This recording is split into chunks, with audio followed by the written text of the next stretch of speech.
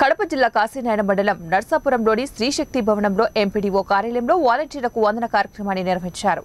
ఈ కార్యక్రమానికి ముఖ్య అతిథిగా MLC DC Govinda Reddy, MLA doctor Dasari Sudha విచ్చేసి అనంతరం వారు మాట్లాడుతూ దేశంలో ఎక్కడా లేని విధంగా గ్రామ వార్డు సచివాలయ వ్యవస్థను మన రాష్ట్రంలో ప్రతిష్టాత్మకంగా తీసుకొని వచ్చారన్నారు।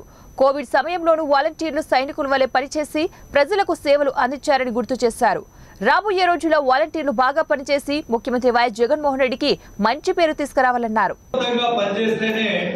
అది ప్రజలకు అందుతేనే ఆ ప్రభుత్వాన్ని మళ్ళీ ఎన్నుకోవడానికి అవకాశం ఉంటుంది।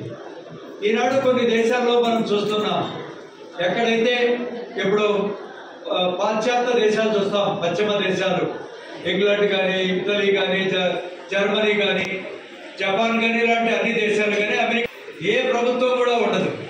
అంతేకాదు మన కేరళలో 5 సంవత్సరాలకు ప్రభుత్వాలు మారిపోతూ ఉంటాయి।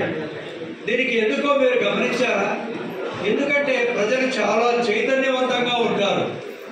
మనం అందరూ కూడా జగనన్న ప్రభుత్వం స్టార్ట్ అయినప్పటి నుంచి ఇప్పటి వరకు కూడా ఈ ప్రభుత్వ పథకాలన్నీ ప్రజలకు తీసుకెళ్లడంలో ఎంతో క్రియాశీలకంగా ఉన్నారు। సో మీ అందరికీ కూడా ప్రభుత్వం తరఫున మేమందరం కూడా మీకు థ్యాంక్స్ చెప్తున్నాము। ఇదంతా కూడా మీకు ఎంకరేజ్మెంట్గా ఉండడం కోసమే ఈ కార్యక్రమం। అయితే ఇన్ని రోజులు కూడా మనము వాలంటీర్స్ అనేది